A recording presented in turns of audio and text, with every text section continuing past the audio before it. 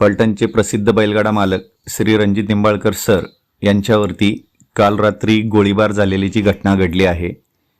Nimbalkar sir काल त्यांचा झालेल्या व्यवहाराचे पैसे आणण्यासाठी एका ठिकाणी गेले होते। त्या ठिकाणी काही घडामोडी घडल्या असतील।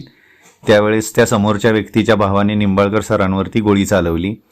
ती गोळी निंबाळकर सरांच्या डोक्याला लागली की डोक्याला घासून गेली हे अजून कन्फर्म नाही, परंतु त्यांच्या डोक्याला गोळी लागलेलीची बातमी आहे। त्यावेळेस निंबाळकर सरांबरोबर त्यांचे काही सहकारी आणि त्यांच्या पत्नी सौ अंकिता निंबाळकर या देखील होत्या। आता या ठिकाणी गोळीबार का आणि कशामुळे झाला हे अजून आपल्याला स्पष्टपणे माहीत नाही, परंतु या सगळ्या प्रकरणात निंबाळकर सरांची तब्येत सध्या व्यवस्थित आहे। त्यांना काल रात्रीच उपचारासाठी दवाखान्यामध्ये ॲडमिट करण्यात आलं होतं आणि आपण आशा करूया की निंबाळकर सर लवकरच सुखरूप आणि व्यवस्थित होऊन घरी परततील। पण हा जो काही प्रकार झाला याच्याविषयी अजून डिटेल्स आपल्याला मिळालेल्या नाहीयेत की नक्की गोळी का चालवली असेल किंवा त्या तिथं काय घटना घडल्या। पण जो काही प्रकार झालाय तो 100% अनुचितच आहे।